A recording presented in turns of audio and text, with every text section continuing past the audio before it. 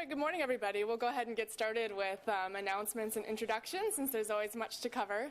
Welcome to today's Medical Grand Rounds. Just as a reminder, next week's speaker will be Dr. Bobby Barron from University of California, San Francisco, who will be here as our annual Rosenfeld Lectureship, which is always a diabetes theme. So we'll look forward to seeing you next week. Today, we're joined by a familiar face to many of us, Dr. Bob Gluckman. He's currently the Chief Medical Officer for Providence Health Plans, and he brings to this position really a wealth of clinical experience, previously in Chicago and much of his career here at St. Vincent's, where he was previous medical director of our clinic, and later also served as Chief Medical Officer for all of the teaching clinics for Providence here in the Portland area. Dr. Gluckman earned his medical degree from Pritzker Medical School at University of Chicago, and later did residency at Michael Reese Hospital in Chicago. He's been extremely active in leadership as well as health policy and advocacy, and particularly with the American College of Physicians. In these roles, he was recognized with the Distinguished Service Award from the National ACP Services Political Action Committee, and in 2014 was selected as the Oregon Chapter Laureate Award recipient. Dr. Gluckman has a real passion for teaching, and he's also very skilled at it. He continues to precept on occasion in our clinic, which is a real asset to our residents, and he brings such enthusiasm to those day-to-day interactions, just as he does to sort of the higher level decisions that he's often making.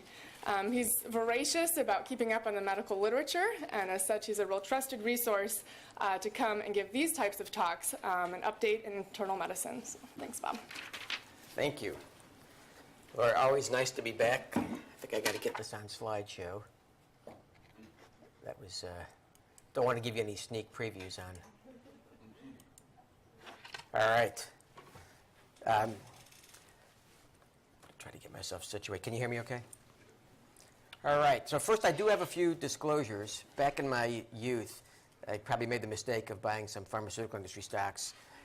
And so I still have some, and they're right there. But I don't think that there's anything in today's talk where I could say there's any of the products that are made by any of these. So there are no direct conflicts with what we're going to discuss. Topics, little brief update on hypertension. I want to talk a little bit about a new agent for congestive heart failure. It's about to be approved that I think is going to have some real impact. Some comments about applying the new lipid guidelines. And then moving to some cancer screening issues. Some general thoughts about cancer screening in the elderly, and some drill downs on colon cancer screening especially, but also a couple of papers on cost effectiveness of lung cancer screening and how we might apply that. And then lastly, a little bit about advanced imaging or supplemental imaging in women with dense breasts. So the first paper I'm going to discuss is from the New England Journal, and just for anybody who gets the slides later, each paper is going to have the reference listed down there if you've been to this before. So if you want to get into a little more detail on any of the papers, they're there. And this was a paper that showed the cost effectiveness of treating hypertension according to the new JNC8 guidelines, which, as you know, really emphasized a reduction in a blood pressure target for patients over 60 and over to 150 over 90, and then a blood pressure target of 140 over 90 for the rest of the general population, including diabetics, which was a change. So they used a computer-simulated model to predict the incidence and prevalence and mortality of CHD and stroke among patients 35 to 94. And then they categorized the patients as stage 1 hypertension, which is a systolic blood pressure of 140 to 159, and a diastolic blood pressure less than 100, 90 to 99. And then stage 2 hypertension for more severe hypertension. And then the estimated impact on cardiac events and deaths prevented in the United States, 56,000 and 13,000. So this is a big public health issue and one that we should pay attention to. And the reason I wanted to present it is that we could be doing better than we're currently doing. So if we look at benchmark performance across the country, probably about 30% of patients with documented hypertension aren't meeting goal. I can tell you that the data I have for PMG year to date is that we're meeting goal on about 78% of the patients. So we still got 22%, and that's even with the more relaxed criteria now of a looser blood pressure target in patients 60 and over. And if we think about the things that we do in medicine, it's about effectiveness, and then there are very few things that we do that actually are cost saving. So all these green boxes here, so if you're a male, if you have stage 2 hypertension, clearly, but even at stage 1 hypertension, so fairly minor elevations in blood pressure, in diabetes or not, kidney disease or not, these are cost-saving interventions for people that are middle-aged and very cost-effective interventions for people at a fairly young age. And then in women, similar cost-saving, but these are very, very, very low numbers. Now, this doesn't mean that we wouldn't do these things in a younger woman. It just means that relative to the value for men with the coronary disease being of lower prevalence, that it's less cost effective. This is generally something that you kind of consider on the margin, but everything else here. So I just kind of wanted to make a pitch for renewed attention and focus on tighter blood pressure control. For most patients, the reason they wouldn't be reaching target is that they're not on three different drugs that you could titrate up, or they're not taking their medication. The vast majority of people, if you had them on 3 drugs, so the 3 drugs would be an ACE and/or diuretic and amlodipine, and then occasionally you might have to add a 4th drug, whether that be a beta blocker or spironolactone. But if you're not having somebody on an ACE, a thiazide, or amlodipine, the question you have to ask yourself is why, if they're not meeting target, and then looking to see, are they really adhering to therapy? And it's one thing to have it on your medication list. It's another thing to ask your patient if they're taking their medications. And then the third, though, is how often are they actually filling the medication? And those of us on electronic health records could actually look at fill dates. And so I'm going to talk about that again when you're thinking about adhering to statins. But if you're not calling in that prescription once a year, that means they're not taking the medication as they should. So there's a few tricks there, and I just really kind of wanted to put a pitch in for that. Now, while I say that, I wanted to also show this paper, which was in JAMA also earlier this year, which was a meta-analysis of blood pressure lowering trials in patients with diabetes. They chose 40 trials deemed of low risk of bias, and they stratified the results based on initial blood pressure targets. And then they noted that patients had reduced stroke rates or the reduced rates of albuminuria if the blood pressure targets were achieved that were less than 130/80. Not other outcomes. And if you remember, JNC8 said our target now is 140/90, not 130/80. So this is where you have to think a little bit about individualing a target based on age and comorbidity, when this result might be more important. Where is a patient, are they 40 and have diabetes and hypertension, or are they 85 and you have to worry a little bit more about the comorbidities that you might induce by overtreating them? And so when you think about performance measures, it doesn't mean that the performance measure is a yes or a no on every patient. What it means is it's a guideline, and it's a reasonable thing to measure performance across a population, but you still need to individualize them based on the patient's own characteristics.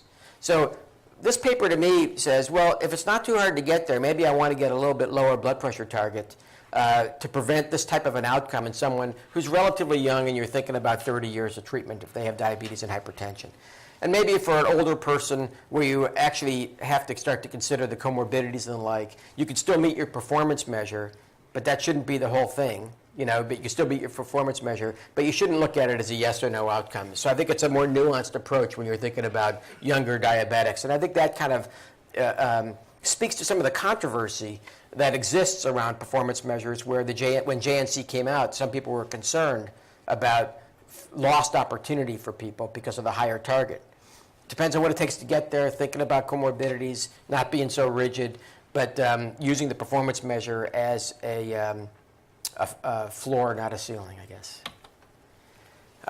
On that theme, I want to talk a little bit about further insights around the lipid calculator, the ACC lipid calculator, and the issues about primary prevention, which have also gotten a lot of attention. So this is a paper from JAMA Internal Medicine. It was published in the late fall. It's taken from the Women's Health Study. And they looked at over 27,000 women who were free from cardiovascular disease. And they were able to get the information around their lipids and other risk factors. And they followed them up for a median of 10 years with annual questionnaires. And they did some adjustment for statin use and revascularization that they needed to do because some of the women were on statins already and some of the women were, had undergone some revascularization. And they were able to come up with this table which kind of plotted out the observed risk versus the predicted risk, and generally found that the risk calculator overpredicted the risk. And so that's been something that people have been very critical about, how to try to use this primary prevention risk calculator. And what I've tried to coach people about is when you're thinking about whether a patient wants to go on a statin or not for primary prevention, and I really want to emphasize, I'm not talking about patients with established disease. Patients with known cardiovascular disease should be treated. Most patients who have diabetes should be treated if they've had diabetes for a little while and they're over 40. But in this population, you can use this as a kind of a guide to have a discussion, but try to just, as you can see, the general gist of it is that the observed rates may be 2 to 5 percentage points less than what the risk calculator says. So if you're going into a shared decision-making situation with a patient, maybe you might want to say, here's the range of possibilities around your particular risk for cardiovascular disease in the next 10 years. And if it's at the low end of the range, would your decision about statin use be any different than if it was at the high end of the range? So if your number needed to treat over a 10-year period was 25 rather than 40, would it matter to the patient? If it doesn't, then they might want to be treated using the primary prevention calculator. If it does, then they might not want to be treated. So that's how I started to think about primary prevention. I think that we have to be wary about not over-treating people. We also have to recognize that this also is highly effective therapy at preventing events. This is data from the health plan on secondary prevention efforts, and I want to show you how big the gap is that we've got here. So this is, I think I showed this slide a year ago and gave a talk about using the new lipid guidelines.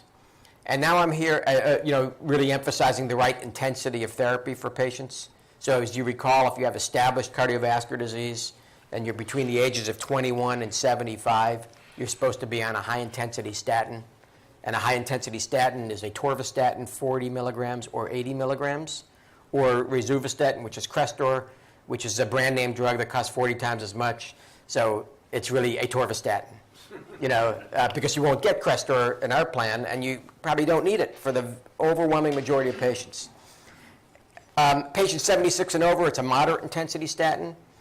That means atorvastatin, 10 or 20 milligrams, or 40 milligrams or less of simvastatin, and some of the other drugs fall in there as well. And then the diabetic age range, this age range, it's also a moderate intensity statin is the usual recommendation.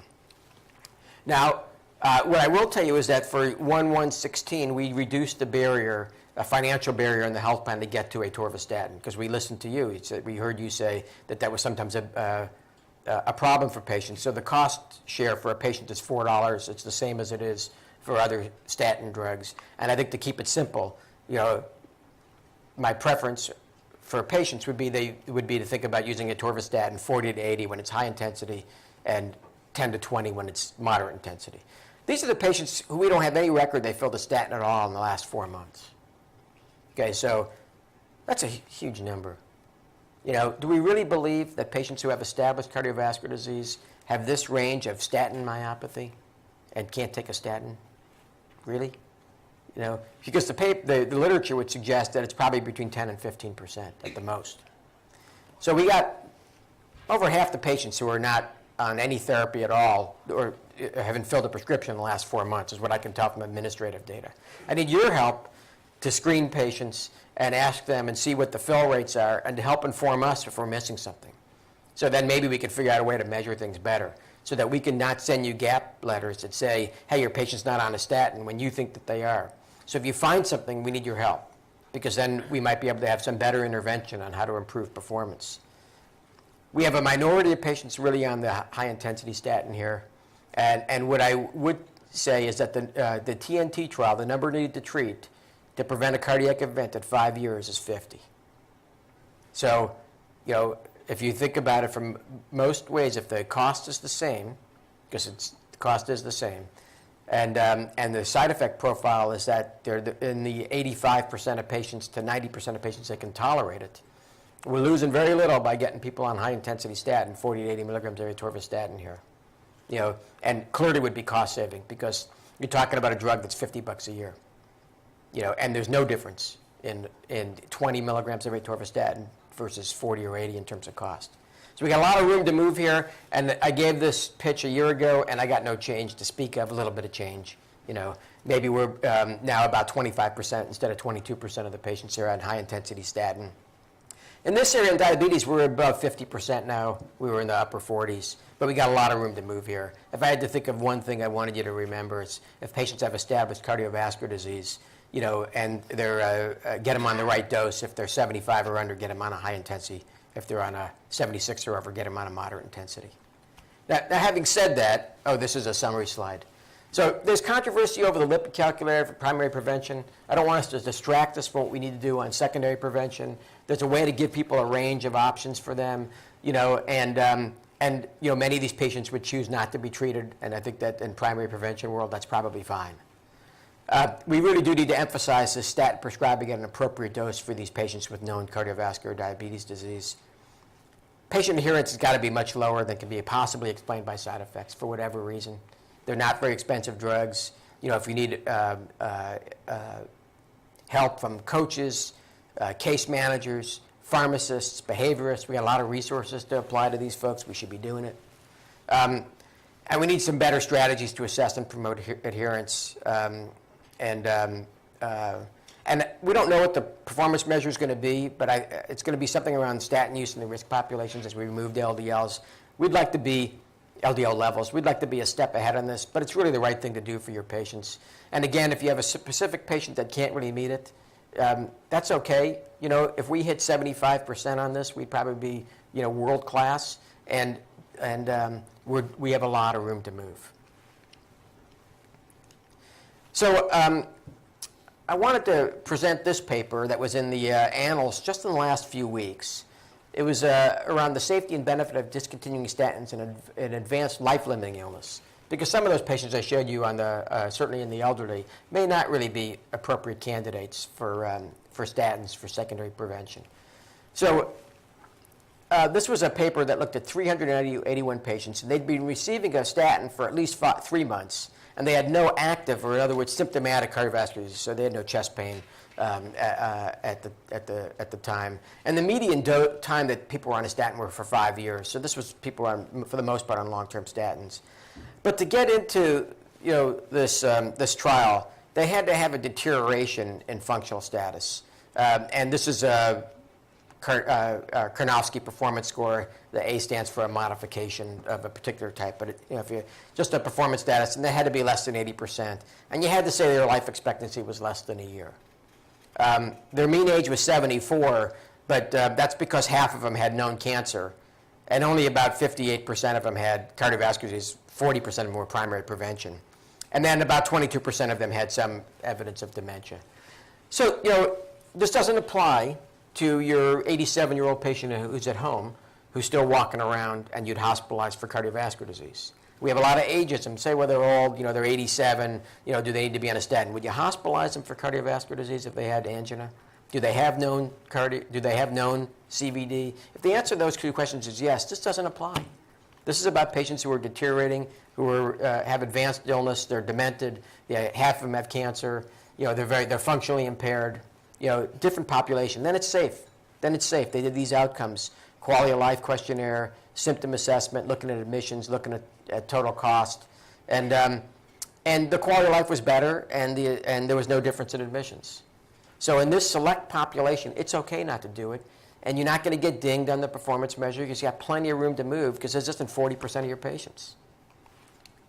So this is just basically looking at the survival, and it basically shows that if you're continuing on a statin, it's within the range of uncertainty, not statistically significant, but if anything, the patients did better going off the meds. So to summarize, I think you can discontinue statins and other medications in patients who have limited life expectancy and impaired functional status. But generally, if you're thinking about discontinuing the medications, you ought to be thinking about, are they candidates for hospice? Do we have a good palliative care program? They're generally not candidates for invasive cardiovascular procedures. And, are they candidates to even be hospitalized if they develop recurrent chest pain? I think that's maybe if they need symptom control, but otherwise probably not. Those administratively simple performance measures, like whether someone's on a statin or not, they can't exclude all patients.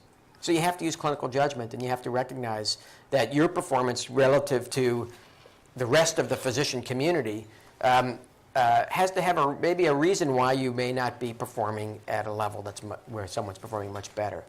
And it could be because of your patient population, or it could be because you have the opportunity to improve. Most of the time, it's because there's the opportunity to improve.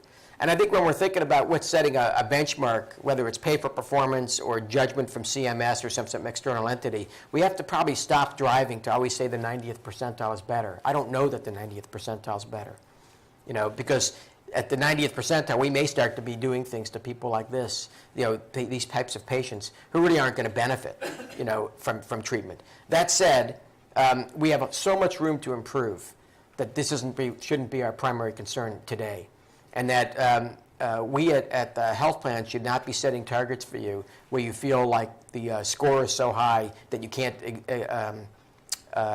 can't use reasonable clinical judgment. At the same time, we can't exclude, say, because a patient doesn't need to meet the measure, that the measure is always so bad. It's setting a rational benchmark and saying, what are we trying to achieve? So now I'm going to move to heart failure and talk about this. This is the Paradigm trial that was published in the New England Journal at the end of 2014, and I think is kind of a game changer. I actually don't know who makes this drug, so it's not the first 6 companies up there. That much I know. It's about 8,000 patients, had an ejection fraction less than 40%. New York Heart Associated class was mostly class 2, so 70% class 2. So most of the patients had moderately symptomatic heart failure. And then they had to have an elevated BNP to be randomized to this new drug that I don't know the trade name for yet, LZZ 696 versus standard enalapril. This is a neprilysin angiotensin inhibitor versus angiotensin inhibitor alone. And they changed the protocol mid-trial to have a little bit lower ejection fraction, and they excluded patients who had low blood pressures, and this is supposed to be, I think, 30. I forgot to put that in there, looks like. So significant renal insufficiency they also did not include in the randomization. And the outcome was death from a cardiovascular cause or first hospitalization for worsening CHF, and they terminated the trial a little over 2 years because of the overwhelming benefit. And here was the benefit. For total mortality, number to treat only 36. You could see almost a 3% absolute risk reduction at 2 years. And when you're looking at cardiovascular mortality or first CHF hospitalization, number needed to treat, the combined endpoint is only 21, so almost a 5% absolute risk reduction and reductions in hospitalization. And when they looked at quality of life scores, they used this Kansas City cardiomyopathy questionnaire, and the patients also improved there. So this is going to replace ACE inhibitors, I think. This combined therapy seems to be superior in reducing death and reducing cardiovascular hospitalization, improving symptom scores. I don't know how much it's going to be. That's going to be a potential issue. I was kind of hoping for 300 or less a month, but I bet it's going to come in a little higher, but we can always hope. And that may be an issue or burden for some patients because of cost sharing and what they can potentially afford. I don't know if this company will have mechanisms to alleviate some patients from cost sharing. But remember, in Medicare, you probably all remember something called the donut hole. It's possible that some patients are already outside the donut hole and it wouldn't cost them anything. On the other hand, if they've been on mostly generic drugs, this will be a not insignificant increase in out-of-pocket to them, and so that's going to have to be mindful as well when you're thinking about what we're doing. But I think the benefit is there, and I think it is a practice-changing drug. I'm going to move now to the musculoskeletal arena. This is an article from the New England Journal probably midway last year, and it was looking at epidural steroids for spinal stenosis. 400 patients aged 50 or more. They had spinal stenosis and moderate to severe leg pain and disability, and they were randomized to receive an epidural steroid plus lidocaine versus lidocaine alone. There were no sham injections. And they could receive 1 or 2 injections before the outcome evaluation was done 6 weeks after the first injection. And their outcomes were related to this comprehensive questionnaire around quality of life and functional status called the Roland-Morris Disability Questionnaire. It's something that any of us can kind of imagine, which is just tell me about your leg pain, 0 to 10. And you know, basically there was no difference between a glucocorticoid or lidocaine alone, which we know wouldn't have any long-term effects. So whether you looked at 30% improvement in leg pain, no difference, very minimal differences that are not clinically significant for this Roland-Morris Disability Questionnaire, and you know, not really very effective. We spend millions of dollars on spinal injections. Starting June 1st, we're prior authorizing spinal injections. A lot of them aren't going to be approved. None of them for spinal stenosis will be approved. And, you know, from a health plan perspective, the reason I wanted to mention this is because if we stop, when patients get denials, they don't feel very good about the health care that they get. And so it's kind of a failure of our system. So we really have to depend on our providers to recommend care that's beneficial to people.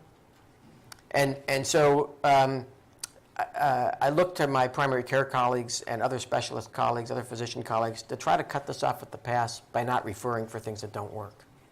You know, and then there isn't the conflict that we otherwise can have. So, you know, although sham injections were not performed, there's really no evidence that they help for spinal stenosis. The evidence is weak in general for anything, to be honest. But, you know, and we have this nice resource here within Providence, the Persistent Pain Program, which is a physical therapy program that's really also behaviorally based to help people with persistent pain. And that's probably the way to go for patients who aren't surgical candidates. You know, most of these patients with spinal stenosis eventually probably need surgery, you know, and the injection is expensive and not helpful.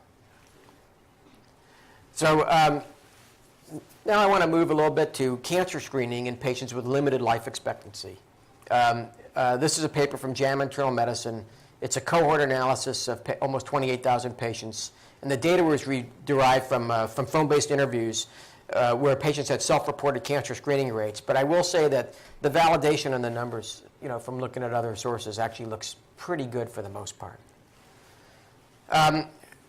Then because of the self-reported other comorbid conditions, they developed a mortality index, and they've grouped the patients into low mortality, intermediate mortality, high or very high in the next 5 or 9 years. So that was the basis of the paper. And basically what you can see here is that this is the 9-year rate, but the 5 years were not a whole lot different. We're still doing a lot of cancer screening on these patients, even if they have very high, 75% or more, risk of dying in the next 9 years. You know, over half for PSA. This is probably a lot less now because of the USPTF grade D recommendation, but it's not zero. Breast cancer mammography, we do see this, you know, where patients that are elderly with multiple comorbidities are still getting a mammogram. Colorectal cancer screening, colonoscopy, you know, I'll show you some data a little bit. Not all those patients are going to be very high risk, but many of them will be high risk or intermediate risk.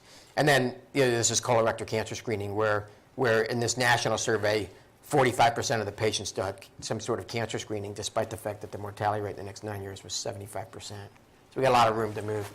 I'm going to show you just as a couple. I put these in here, and you know, there's a website that. So this is the ePrognosis website, and I also have the Charleston Index online calculator, which is a little harder to find. When I used to be, because I was using Internet Explorer, I'd put this in, it'd be the first thing that pops up. But now I'm using Google Chrome, and this one pops up, but the Charleston Comorbidity Index one doesn't pop up. And I looked at the ones that they used, and they're not as good as the one I have in my handout. So you can still get it, but you have to type in the address.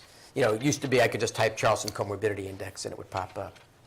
So anyway, it's just pretty useful. if you say, where's the patient? So that nursing home one might be really useful if you're thinking about stopping a statin or some other drugs by getting their prognosis. But if they're living at home, and then you say, what's the best time frame? Well, for this purpose, I'm looking at 4 to 10 years. And then, is the patient 65 or older? We're going to say yes. And then they're going to ask you a series of questions. What's their weight? How old are they? Do they have any of these chronic conditions? Are they a smoker? And then some nice functional status questions, and you'll come up to a score. They'll ask you for your guess versus their guess, but you can kind of come up to a score. And I think if you're thinking about, is this patient still a candidate for screening or for some other interventions, in the setting of an annual wellness visit, this takes probably about 2 or 3 minutes. You could probably train somebody in your office to do it, between the problem list and the looking at the functional status. And I think it's pretty useful. And so the Charleston Comorbidity Index, I put that up there because you'll often see this quoted in papers. And so I think that it might give you a sense of, if I'm looking at this paper, how does this patient fit in? But e-prognosis is a little more user-friendly. When do they ask for our guests? Have they been collecting data? I imagine so. And it also probably gives you some sense of your own potential biases. I think if I was doing this a lot, I was finding that I was always overestimating. It would make me think a little bit. If I was just all over the map, I might think a little bit about what is it. So I think it's internal. It's an opportunity for some internal reflection. But it's, I think, to give you feedback on where you're at and about your clinical gestalt. Now, I don't want to come off as not doing things in older people, because there are many times that we should be doing things in older people. I thought this paper was actually an important paper from the Annals, and it was basically asking, should we be performing screening in previously unscreened elderly patients?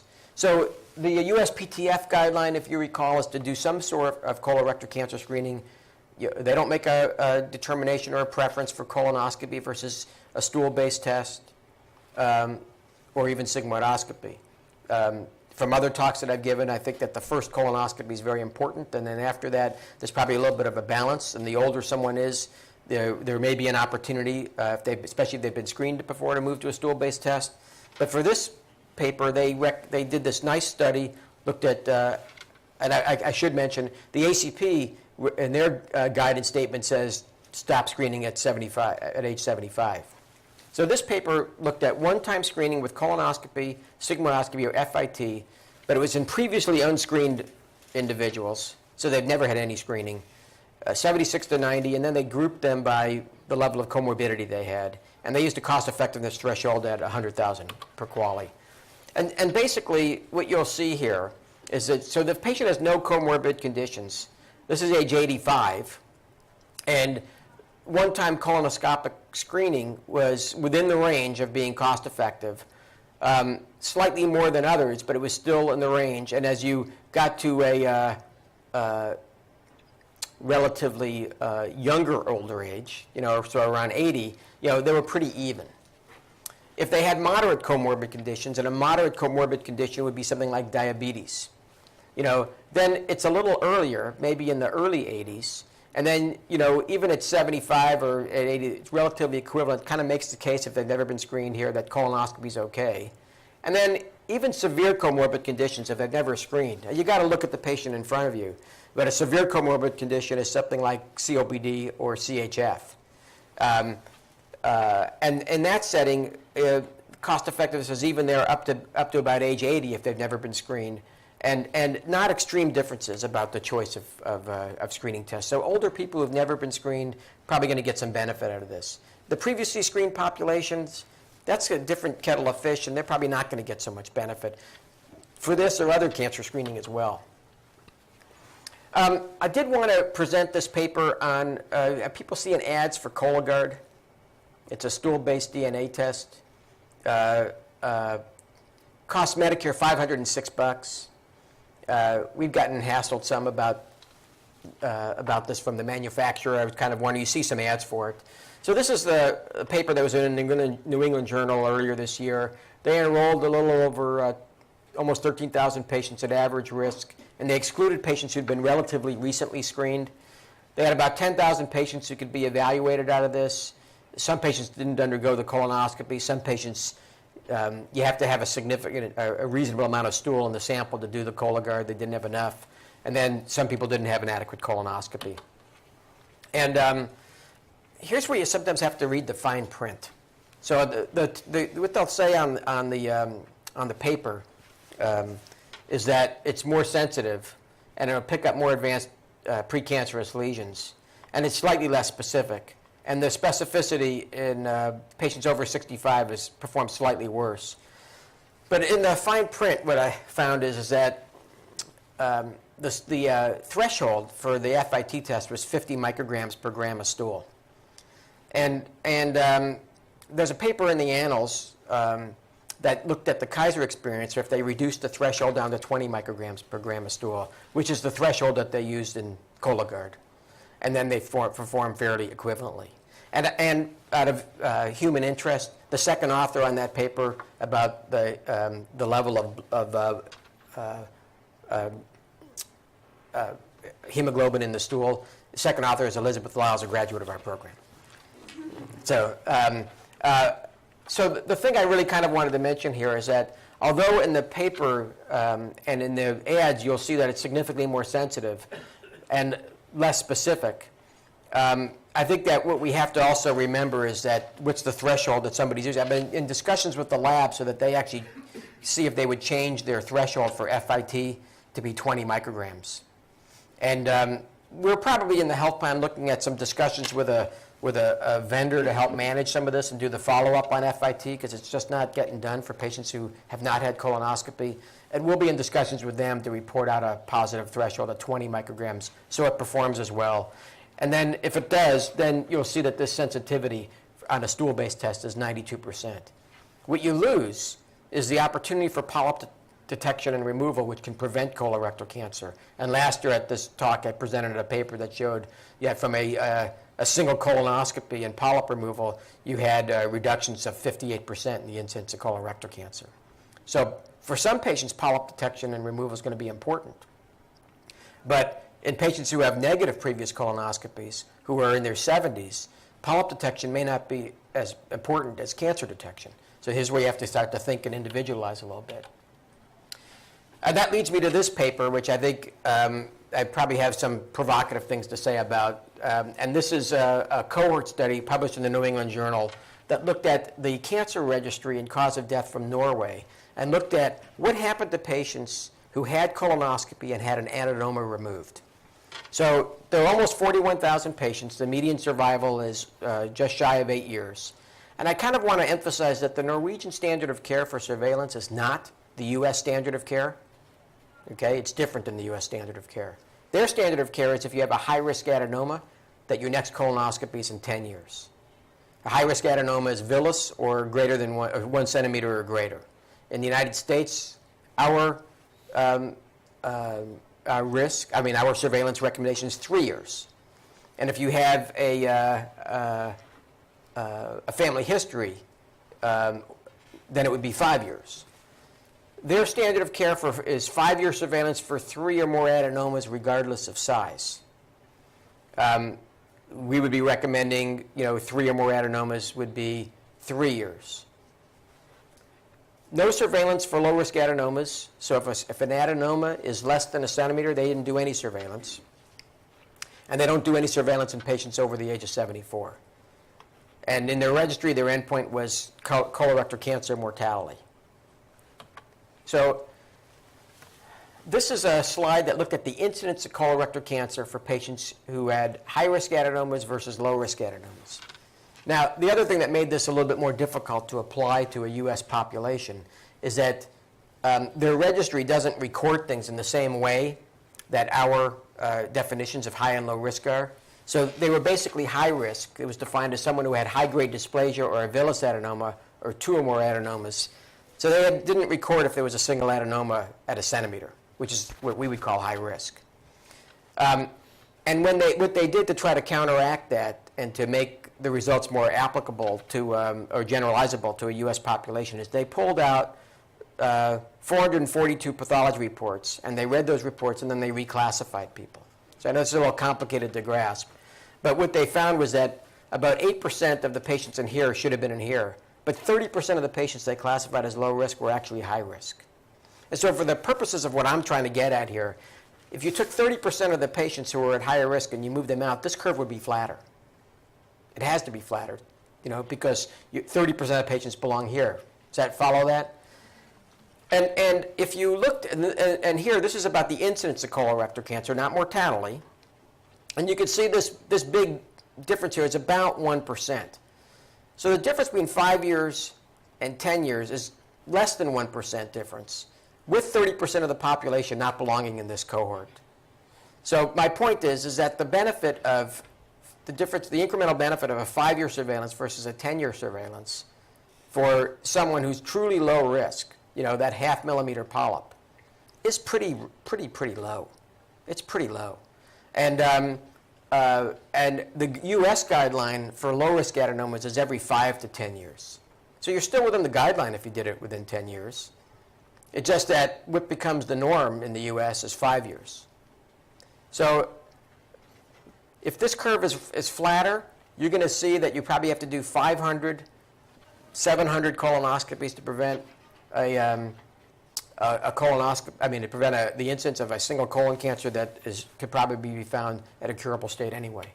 And if you look at the risk of death from colorectal cancer, the same thing. If this curve is flattened out because 30% of the patients belong here, you're going to see that there's very little difference in terms of colorectal cancer death between 5 and 10 years. So, if you're going to individualize things a little bit, your thought process around this might be different for someone in their 50s versus their 70s. Make sense? So this is actually looking at the risk of death from colorectal cancer, and patients who have a low-risk adenoma actually have a lower risk of death than the general population. So my points here, if you have 1 or 2 low-risk adenomas, and again, just to remember that's an adenoma less than a centimeter.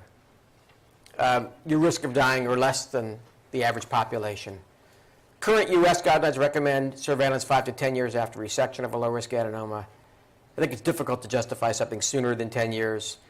In most low-risk adenoma patients, I should say maybe in some low-risk adenoma patients or in many low-risk adenoma patients. But here you could say there might be some things about this case that I want to shorten the interval or I want to lengthen the interval. So was the prep pretty good? Are there any reports that they didn't have good visualization because it was tortuous exam? Is that polyp 0.9 or is it 0.4?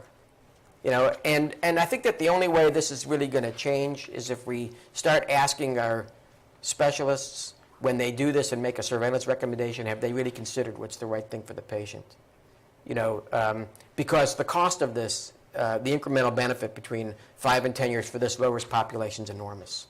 And we have a lot of things that we have to start paying for, like better drugs for heart failure or hepatitis C drugs. And this is low-value health care. So I would be advocating for 10 years unless there's things that are closer to a centimeter or we know that the exam just wasn't that good. I pulled this from a previous talk that I've done about the natural history of after removal of a polyp from a single colonoscopy. This is from the National Polyp Study. And what you could see is that if nobody had an adenoma, at that colonoscopy, their risk of dying from colorectal cancer was pretty low going out 20 years.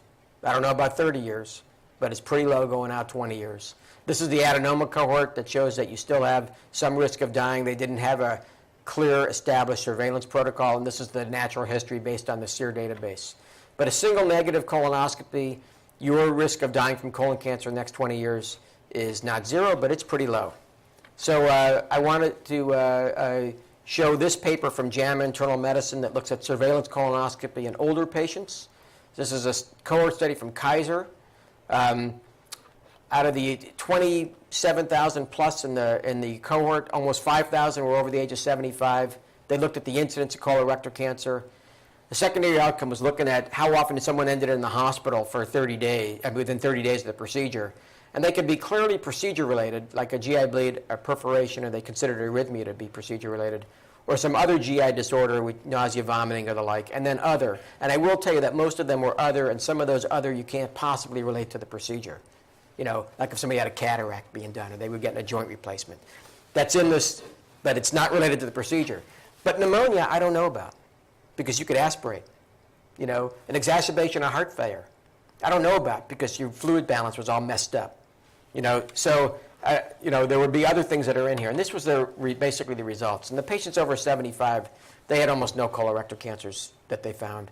The younger patients, they found them at a reasonable number. Still, you can get 3 per 1,000 patient years, which basically meant over a 10-year period, you'd have a significant number of cancers. And the reason for the low incidence might have been because they had so many colonoscopies before, they got regularly cleaned out, and so, you've taken away a good chunk of their risk. So I think that this raises the question about, if they had a villus adenoma, they had multiple adenomas, but how many colonoscopies does a patient over 75 really need to have? And maybe some of these people, if you're really worried about detection of colorectal cancer, you could do a stool-based test, and not subject them to the expense and the small, but on a population basis, not insignificant risk of a procedure. And this was basically looking at the hospitalization rates, and what you could see was, you're not finding any cancers here at over 75, but they're having a bunch of hospitalizations. And the risk was greatly increased by this Charlton score. So if your Charlton score was 2 or more, 2.5-fold increase, Charlton score almost 4, Charlton score 3 and above. So, your patients with heart failure, emphysema, diabetes, and the like that are over 75, that have had, that have a 4-millimeter adenoma, I don't think we're helping those people, I want to make sure I have some time for questions, but I included this paper that was it was a microsimulation looking at patients who had had a previous negative colonoscopy at age 50. And then what would it be like to recommend a test for them at surveillance at age 60? They assumed in this cost-effective analysis low-cost colonoscopy. So they used a Medicare price. And I can tell you that we don't pay that. We pay 2 to 3 times that. So when you're looking at the cost effectiveness, I'll just double the colonoscopy cost, or at least make it 50 or 75% higher. They didn't include the non-GI complication of the older people, and they also didn't include the benefits of preventing colorectal cancer, which I think is something that we should be thinking about for patients who are 60, but thinking about less for patients who are 75 or 80. So here's the cost effectiveness analysis. What they basically modeled was that if somebody had a negative colonoscopy, that the likelihood of benefit, the worst outcome was if you did nothing, so you should do something. But there wasn't a whole lot of a difference between a stool-based test and a colonoscopy after a previous negative. And in terms of cost, it's about 20% more using the low-cost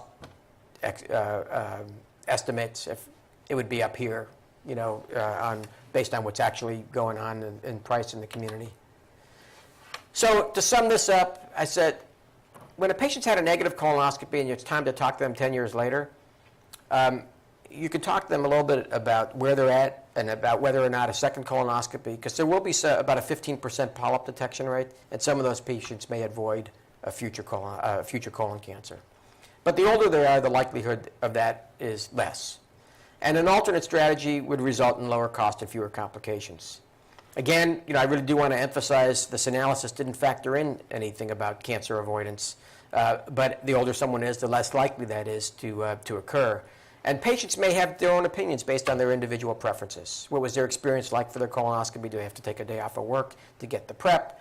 Or was it a snap? And then, they may have a different opinion about whether they want a stool-based strategy or another colonoscopy. And the older someone is, the balance more towards stool-based testing with negative previous testing, I think, makes sense. This is the frequency based on indications of what I can tell from claims data about why older people get colonoscopy in the health plan.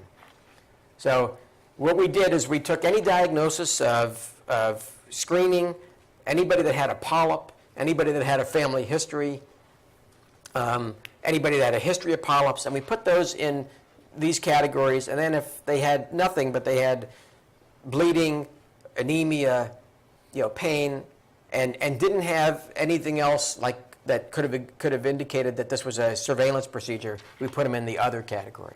So patients 80 and over, half of our colonoscopies are other, and half of them are for screening or surveillance. Some of these patients may need that. They may have had multiple adenomas. They may have had a large adenoma. They may have had villus pathology. So it's not like it's never, but it's probably less than this. And 75 to 79, only a quarter of the patients that are getting colonoscopy are getting colonoscopy on the basis of symptoms. 33% are listed as screening, 24% surveillance, 18% had a polyp. Maybe some of these patients never been screened before. That certainly would make some sense. But how many are related to something where they could have either no further surveillance or be replaced with a stool-based test, which would offer them 90% sensitivity if we can get FIT thresholds lower. And that's based on one sample. Remember, multiple samples. So surveillance colonoscopy in older people appears to be low yield. The people who are going to really benefit are healthier elderly with previous high-risk findings. The risks increase with age and comorbidity. Looking at comorbidities may help guide decisions for individual patients. Surveillance strategies in the elderly should consider opportunity for cancer prevention versus mortality reduction, which really going to help the person. And then stool-based surveillance may be a reasonable alternative for selected patients, especially over 75. That's my opinion, but I also would just mention that the current guidelines for surveillance in the elderly are based on opinion. There's no studies. So I think that you can kind of think a little bit about what does this mean for a patient. I'm going to do just the lung cancer paper, and then we're going to open it up for questions. So this was as many of you are aware, lung cancer screening for patients who have a 30-pack-year smoking history between the ages of 50 and 74 were in the trial. U.S. Preventive Task Force Service recommended 55 to 80, and Medicare split the difference and will cover 55 to 74. So that's probably, 55 to 77. So that's probably the number you should know, is that Medicare will pay for lung cancer screening up to age 77. And then they had to have quit within the last 15 years, and they could have a 30-pack-year smoking history. And screening consists of 3 annual low-dose CT scans. And I've shared this paper with you before that showed that based on the risk score of the patient, the value is much greater. So if someone has higher risk, their number needed to screen may be as low as 161. But in the lowest risk patients, their number needed to screen is over 5,000. This paper in New England Journal looked at the cost effectiveness. And if they looked at quintiles of risk, they basically found that this is highly cost effective for patients who are in the 4th and 5th quintile of risk. This is a number that's much better than screening mammography at any age, to give you some perspective. This is for high-risk smokers. Lower-risk smokers, not so much, and I thought that one thing that should just kind of highlight is the former smokers seem to not have a defensible cost-effectiveness analysis, but when you break them down into quintiles, this is when you're probably dealing with just some variation on the numbers. Some of those patients may fall into an area where maybe it makes some sense. This is looking at age, so I wanted to get away from ageism as dissuading you from screening people for lung cancer screening. This is looking at the under 65 and over 65 population, a paper from the Annals, and basically older patients did as well as younger patients, maybe even a little better. So, I think that you shouldn't be thinking that a 75-year-old who meets the criteria shouldn't be screened if they're in the high-risk categories. And then I'm going to show you this. I put 3 lung cancer risk calculators on here, but this top one, should I screen, I think is the best one. So it's called shouldiscreen.com. Click on to learn more. I'm going to run through this one with you. Things you should know. It asks you some questions. Who's eligible? And then they have some decision support. Benefits and harms. Calculate my lung cancer risk. Okay? I'm going to go through that, because this is what you can show a patient, and I think this is really slick. So we're going to make some stuff up. Patient 70. Let's make them a former smoker, and let's say they quit smoking at 66. And how many years total have you smoked cigarettes? So let's just say 35, and they smoked a pack. And they're male. And what's the highest year of grade of school? Let's make them a high school graduate. I could pick any of these. Blacks have a higher risk than whites, so does the race matters? How tall are We're going to make it an average male, so they're like 6 inches taller than me. And we're going to make them an average male, and we're going to make them obese. We can make them even a little heavier. They haven't been told they have cancer, and they don't have a family history. And let's just say that they don't have COPD. And then we go through that, and what does it say about your risk, and should I do it? And it goes through, and it kind of puts their risk at 3%, which is kind of on the higher side of things. And then they have this nice smiley face thing that kind of says if you weren't screened, 30 out of 1,000 would die from lung cancer, and if you got screened, you'd reduce that risk by 6. And it tells you how many benefits. It also tells you how many harms, how often they'd have an invasive procedure, how often they'd have a complication, which is relatively small. But it would tell the patient also, and all you to tell them that positive screens are common, and most of them aren't cancer. So if they get a screen and they have to have something done, they should just chill out. I think we have to kind of really emphasize that we don't promote fear. That's why we're doing the test. We're going to find a lot that don't matter. We'll find some that do. If I made that person a little younger when they quit smoking, if I didn't make them 35 pack years, and if you did that, that number might be 1, and then these numbers may change, and you may find that there's a lot more harms for the one that you found. But I thought this is one of the best shared decision-making websites that I found. And for Medicare, someone has to use a shared decision-making tool, and there's no setup in the program now to do this, so it probably means you. This is a conversation you can probably have one time. So I'm going to stop there, because I do want to leave a few minutes for questions. And are there any questions? Yeah, Alex. I'm going to ask you suggestions or questions about how the plan can help me do what you want me to do. So one is with lipid management in people who have strong indications. So you yourself said if we were at 75%, we would be world-class, which sort of demonstrates how difficult it is. I wonder if the plan might publish a protocol for the management of symptoms presumptively from statins, because it's hard for a physician alone in their office to do this. And similarly with blood pressure, it's very hard to get some patients on blood pressure medication, and ambulatory blood pressure monitoring has offered some promise for sorting out who should and shouldn't be on medicine, but it's largely not available, as far as I can tell, in Portland. Yeah, so I think that there are some, so two things. One is that we should probably be revisiting our coverage policies about ambulatory blood pressure monitoring. I think that's probably valid. And a decision support tool, we're kind of waiting. The ACC is supposed to be coming out with a product on what to do about statin intolerance, kind of like the risk calculator. And so we're kind of waiting for that, because I think that's going to be really pretty helpful. Right now it's true that if a patient has some signs of statin intolerance, basically what people need to know is you try them on a lower dose and maybe a different drug, and a lot of times it'll still work. And then how do you make that case to a patient? We're not talking about primary prevention on these. We're talking about secondary prevention. So patients have already had something, and then what's the risk of maybe you'll have some muscle aches and we could stop the drug, but we might prevent your heart attack and or your stroke. And this is actually one of the most effective interventions that we have, with secondary prevention of cardiovascular disease with a statin.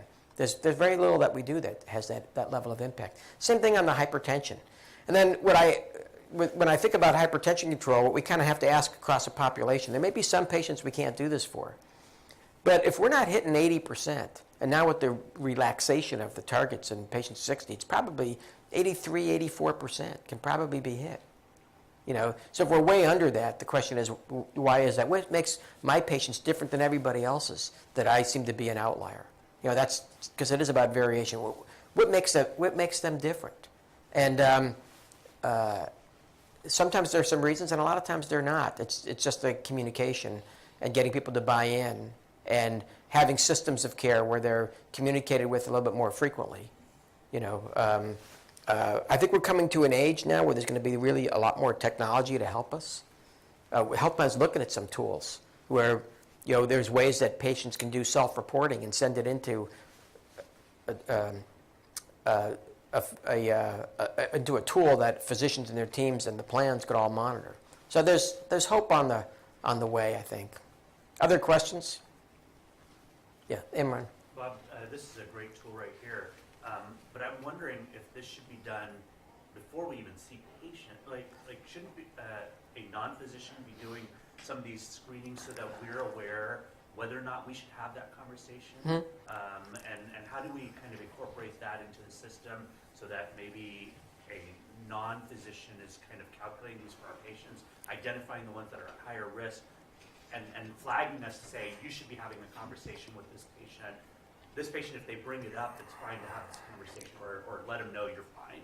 Yeah, so the key there is how do you use team-based care and elevate everybody to the top of their license. Different practices are going to have different resources. So, you know, the question is how do you identify people who qualify? And it wouldn't be inconceivable for me to think about, since we use smoking as a vital sign, if the patients smoke, you know, to teach a medical assistant how to do the calculation for pack years and know the ages, and then have them run through this, you know, collecting the information and teeing it up for the conversation. I think that the conversation, and according to Medicare, it has to be, the shared decision-making conversation has to be done by a licensed professional. So that's going to be a PA, an NP, or a physician. It can't be done, the whole thing can't be done by an MA. I also think that the programs ought to be doing this, more so than the primary care doctor, to be honest. But that has to do with the funding and the resources that are used, and those are solutions that have to be made. But I think that if there's probably something that can be done on this at the primary care level also. So I just want people to expose people to it, because when you when there's a 30 to 40-fold difference in effectiveness, we really do want to screen out or weed out the low-risk patients, because they're not likely to get much benefit. They're going to get more invasive procedures and a lot of CAT scans. Yes, Laura. Do you know why on the heart failure drug, partway through the study, they lowered the threshold of the EF from 40 to I what don't. that was about? I don't. Well, it would actually make the recruitment narrower instead of broader. Maybe they were getting nervous about whether they show a benefit or not. You know, if they made the criteria more stringent, you know, I don't know. You know, they might have been saying to themselves, you know, that 70% class 2, you know, I can't speak, it's just conjecture, but 70% of patients were class 2. Well, you know, if you take patients with less severe disease, it's harder to show a benefit. So they might have changed it midway because they wanted to show a benefit. The fact is they showed a benefit. And you know, I think that, you know, when it comes to criteria, I wouldn't be surprised as a health plan if we restricted it to 35% instead of 40. I don't know what our P&T committee will do. We'll probably have a little deeper dive. That said, I do think it's kind of a game-changing drug. Anything else? Well, thanks, and it's always a pleasure. Hopefully.